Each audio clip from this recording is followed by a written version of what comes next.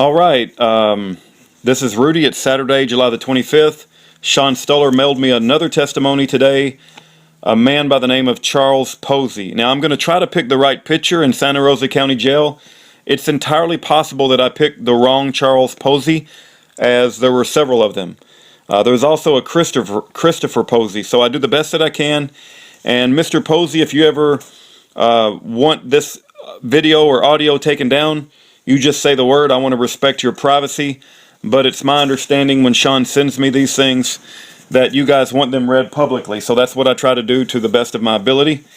And I have not read this testimony yet. It's about 4 pages long. And let's get started. To anybody that perhaps doesn't know God or does not believe it's never too late, don't give up. My name is Chaz Posey, and I was asked to give my testimony. Well, let me start by saying, even though I am a born again in Christ, I still fall short all the time. But I feel through God's grace and mercy, God sees our heart's intent. I feel He judges accordingly to how diligently we try to seek Him.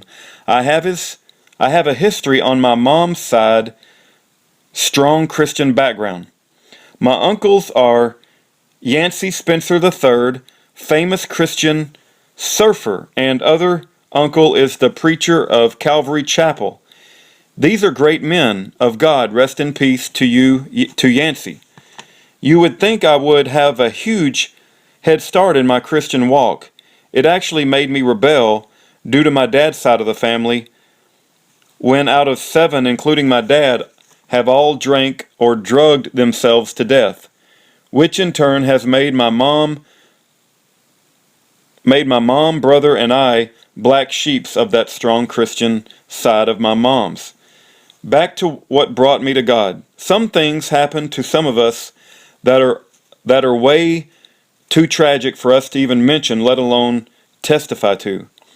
That goes to show you God take any broken situation and use it to benefit His will. Part of this testimony would not be right if did not mention the angel of God put in my life, who, if had not been for her, I'm not sure I would not be alive to give this testimony. This would be the mother of Yancey, Jen Spencer Patricia Sluter, my grandma. No matter how many times I messed up or wander away from God, she would always set me back on track and never turned her back on me, even though she probably should have.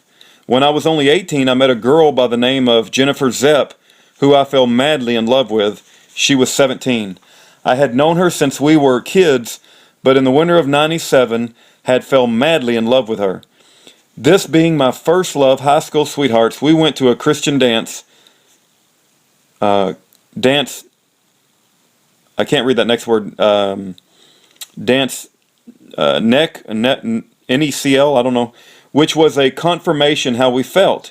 Her ex-boyfriend, whom she had been broke up for years, apparently would not move on, was looking at prison time in Gainesville.